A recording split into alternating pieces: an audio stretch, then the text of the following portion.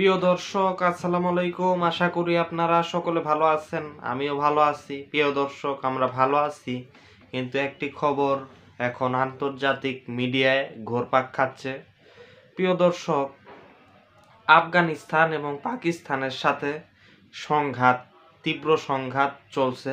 আফগানিস্তান এবং পাকিস্তান উভয়ের বিরুদ্ধে যুদ্ধ ঘোষণা করেছে। বাংলাদেশের আলাপ এখানে যদি আনি, তাহলে বাংলাদেশে অনেক সমর্থক আছে আফগানিস্তানের, তাদের জন্য ওই আলাপটি থাকলো। প্রিয় দর্শক, পাকিস্তান এবং আফগানিস্তানের পিছনে, এই সংঘাতের পিছনে যে কাহিনী, সেই কাহিনী অনেক লম্বা, এবং লম্বা কাহিনীকে আমি আজকে আপনাদের সামনে ছোট করেই বলবো। প্রিয় দর্শক, আফগানিস্তান এই দেশটি দীর্ঘদিন পর আমেরিকার হাত থেকে বের হয়ে তাদের উচিত ছিল নিজেদের টেনশন করা, কিন্তু তারা পাকিস্তানে বিভিন্নভাবে পাকিস্তান সীমান্তবর্তী অঞ্চলগুলিতে তারা আত্মঘাতী বোমা হামলাকারীদেরকে পাঠিয়ে বিভিন্ন সময় স্কুল, মসজিদ, শিয়া মসজিদগুলিতে একটা আত্মঘাতী বোমা হামলাকারীরে পাঠায় আপনার সেখানে শিয়া মসজিদে বিস্ফোরণ করায়, স্কুল, কলেজ এগুলিতে বিস্ফোরণ। হ্যাঁ, তো এগুলি চলতেই আছে। তো পাকিস্তান আর কত, তারা বারবার তালেবানকে বলে যে আপনারা থামেন, আপনারা এইসব কইরেন না। হ্যাঁ, এবং বিভিন্নভাবে কাতার, তুরস্কের মাধ্যমে পাকিস্তানের একটা তৎপরতা এখানে ছিল, কিন্তু সেই তৎপরতাকে কোনোভাবেই গ্রাহ্য না করে তালেবান বারবার টিটিপি অর্থাৎ পাকিস্তানি তালেবানকে তাদের ভূখণ্ডে আশ্রয় দেয় এবং সেই ভূখণ্ডে বসে আত্মঘাতী বোমা হামলাকারীদেরকে সীমান্তে ঠেলে দেয়। আর অনেকেই ভাবে যে তালেবান তো যুদ্ধে জয়ী হয়েছে, তার মানে পাকিস্তান তারা হাতে নিক, পাকিস্তান আমেরিকার দালাল, হ্যান ত্যান। আমেরিকার সাথে কার না সম্পর্ক ছিল? পাকিস্তান যে আমেরিকার দালাল।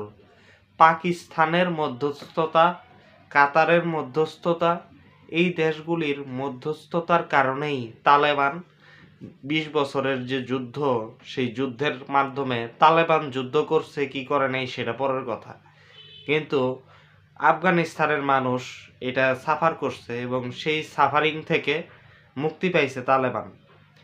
আর তালেবান যে সমস্ত যুদ্ধে জয়ী হয়েছে, অনেক সময় বাংলাদেশের তালেবান সমর্থকরা তারা ভাবে যে তালেবান হয়তো নিজে একাই 100, কিন্তু আসলে বাস্তবতা কি? বাস্তবতা, হ্যাঁ, তালেবানদের দৃঢ়তা আছে, যোদ্ধা হিসেবে তারা ভালো, কিন্তু পাকিস্তানের অস্ত্র ছাড়া সোভিয়েতদেরকে কোনোভাবেই এই তালেবানরা আপনার বিতাড়িত করতে পারতো না। এই যে পাকিস্তানে আক্রমণের মাধ্যমে তারা বলে যে পাকিস্তানে ইসলাম কায়েম করব। পাকিস্তানে ইসলাম কায়েম করার কি আছে এটা আমি বুঝতে পারি না, কারণ পাকিস্তানে শরিয়া কোড আছে পৃথিবীর অধিকাংশ মুসলিম দেশে, এটা নেই, ইভেন বাংলাদেশে নেই। তালেবান সমর্থকরা বাংলাদেশে শরিয়া কোড আছে, কিন্তু পাকিস্তানে আছে। আবার পাকিস্তানের মুসলমানরা তারা নামাজ কালাম পড়ে, দৈনন্দিন ইসলাম পালন করে, এবং তারা অনেকটা অগ্রসর। মধ্য এশিয়ায় একমাত্র পাকিস্তান একমাত্র দেশ যারা ইসলামকে সরকারিভাবে, রাষ্ট্রীয়ভাবে যারা সবচেয়ে বেশি প্রায়োরিটি দেয়। কিন্তু ইসলাম কায়েমই যদি উদ্দেশ্য হয়, তাহলে কাজাকিস্তান এইসব দেশে কিন্তু আপনার ইসলাম খুব সংকটে আছে। মেয়েরা হিজাব পইরা চলতে পারে না, এবং মসজিদ ব্যতীত যে কোনো জায়গায় নামাজ কালাম নিষিদ্ধ।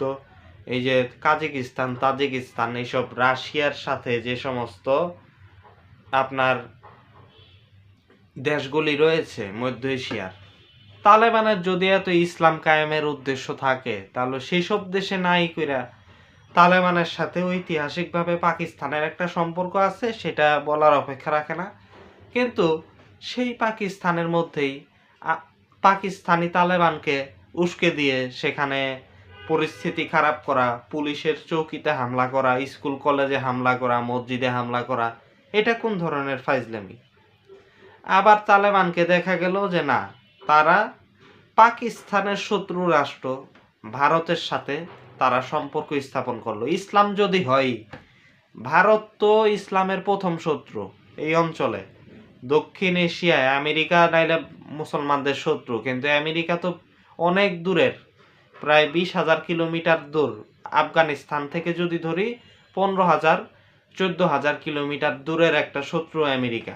এখন আমেরিকারে আপনি চিনেন, আর ভারত যে দক্ষিণ এশিয়ায় মুসলমানদের শত্রু দেশ, তার সাথে সম্পর্ক স্থাপন, এটা কোন ধরনের ফাইজলামি? তার উপরে পাকিস্তানের শত্রু রাষ্ট্র।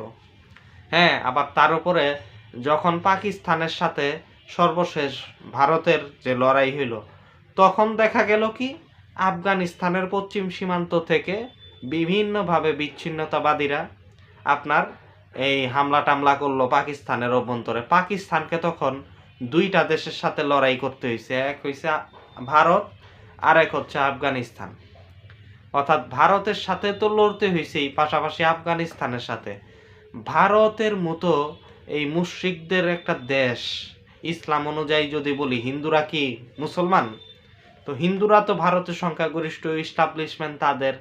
কোরআনে কি বলে? কোরআনে কি বলে যে একটা হিন্দুর সাথে যখন একটা মুসলমানের যুদ্ধ হইব, তখন সেই দুর্বলতার সুযোগ নিয়ে আপনি সেই মুসলমানরে ঘায়েল করবেন, এই জন্য যে আপনার সাথে বিরোধ আছে।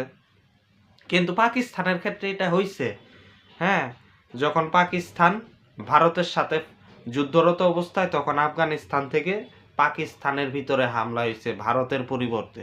ইসলাম যদি হইতই, তাহলে হওয়া উচিত ছিল এই যে ভারতের ভিতরে হওয়া উচিত ছিল, পাকিস্তানে নয়। বরং সুযোগ ছিল আজাদ কাশ্মীরে অপারেশন চালানো। এই যে তালেবান পাকিস্তানের সাথে চুক্তি কইরা হোক, যেমনে করে হোক, সমঝোতা কইরা শেষ পর্যন্ত আইএসআইয়ের সাথে সবকিছু কইরা তালেবান আমেরিকার থেকে উদ্ধার হইল। তাদের সাথে কথা ছিল যে তারা যাতে আজাদ কাশ্মীরের, জম্মু কাশ্মীরের যে ইস্যুটা, সেটা যাতে তারা ভাবে আজাদ কাশ্মীর থেকে, এবং পাকিস্তান তাদেরকে সুযোগ দিবে।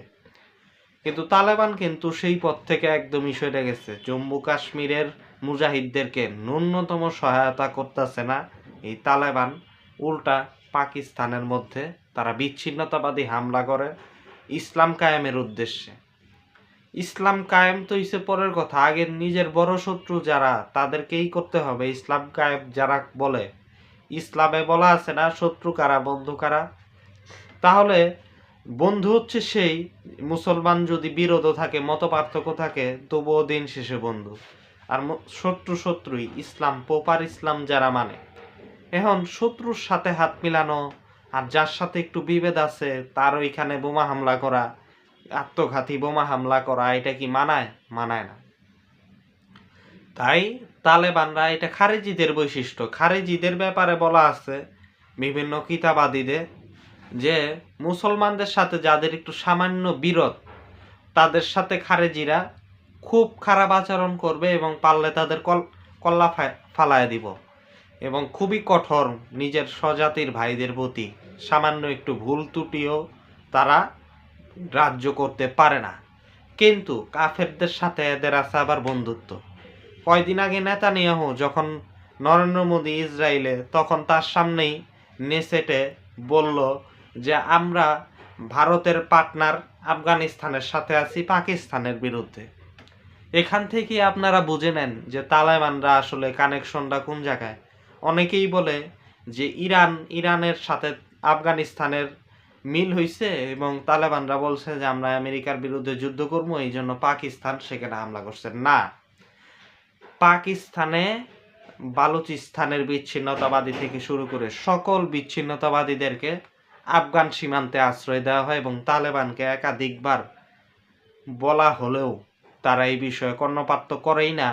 তাদের উল্টা যুক্তি যে এই বিচ্ছিন্নতাবাদীরা হইছে মুজাহিদ। তো এটার পর একটা দেশ কেন অ্যাকশনে যাবে না? এই যে বাংলাদেশের তালেবানপন্থী জঙ্গিরা, এদেরকে আমি খুব কাছে থেকে চিনি, উগ্রবাদীদেরকে খুব কাছে থেকে চিনি। এই উগ্রবাদীরা তারা কিন্তু তালেবানকে সমর্থন করলেও হিন্দুত্ববাদীদেরকেও তারা পদলেহন করে, এটা কিন্তু বাস্তব। আফগানিস্তানের ক্ষেত্রেও তাই। এই জন্য আমি মনে করি এই তালেবানদের থামা উচিত। তালেবানদের উগ্র সমর্থকদের মাথায় একটু ঘিলু হওয়া উচিত, এবং পাকিস্তান দীর্ঘদিনের সাফারকারী, একদিনে এই তিক্ততা তৈরি হয়নি। আর তালেবানরা নিমো হারামও বটে ঐতিহাসিকভাবে। পাকিস্তান তো তাদের সহযোগী, তাহলে কেন তাদের উপরে এত হামলা মামলা? বরং ভারত আমেরিকার দালাল। ২০ বছর আফগান আশরাফ ঘানিকে এই ভারত সহায়তা করছে, জানেন এটা? তাহলে এবং কি বাংলাদেশের অনেক খারেজি পোস্ট দিতেছে যে 1971 সালের এই পাকিস্তানের বিরুদ্ধে আফগানিস্তানের তালেবানরা প্রতিশোধ নিক। আপনারা সকল ডট মিলান যে হিন্দুত্ববাদীদের কুকুর খারেজিরা কতটা ভয়ানক, কতটা বিভৎস এরা, আপনারা ডটগুলি মিলান। তো প্রিয় দর্শক, আফগানিস্তান পাকিস্তান ইস্যুতে আজকে এই পর্যন্তই। আল্লাহ হাফেজ।